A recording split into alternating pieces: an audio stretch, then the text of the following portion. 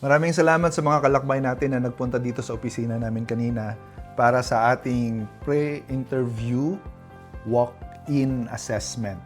So maraming salamat po at kayo ay pumasyal dito sa amin at I hope na naging productive ang inyong pagdalaw dito sa aming opisina dito sa Mandaluyong. Nandito po kami sa Summit 1 Tower along Shaw Boulevard. So madali lang po hanapin dahil coming from MRT Shaw, yun po ang the best way na makapunta kayo dito sa amin.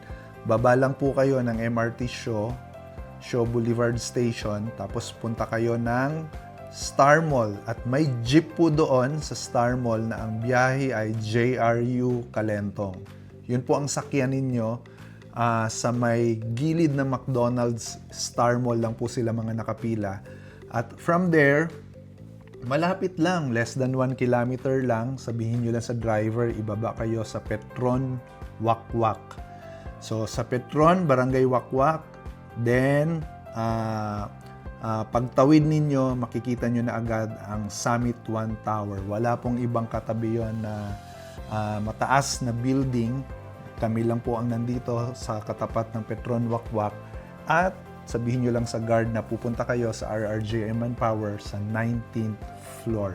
So, yan. Having said that, tuloy-tuloy po ang ating walk-in pre-interview. Hindi po free ha, pre-interview assessment.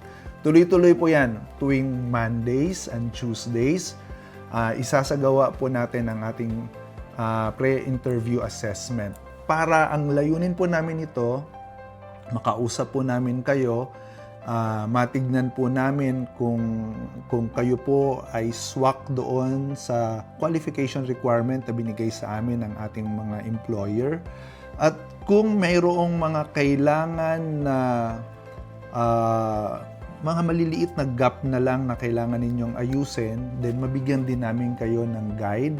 Mabigyan din namin kayo ng mga tips kung paano pa mapapabuti yung inyong application. Tapos, meron din kasi tayong information session na ginaganap.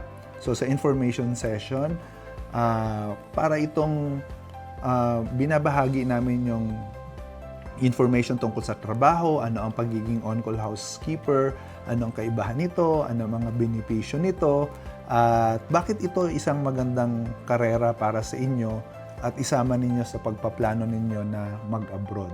So, tuloy-tuloy po, Mondays to Tuesdays, tuloy-tuloy ang ating walk-in assessment. Pero ganito po, para organize po tayo at masisiguro po natin na lahat kayo ay mabibigyan namin ng panahon, we are limiting yung attendance po every Mondays and Tuesdays sa 30 lamang po per day. So 30, ulitin ko po, 30 lamang ang aming aasikasuhin every day. So paano po ninyo malalaman na kasama kayo doon sa naka-allocate na 30 packs per day?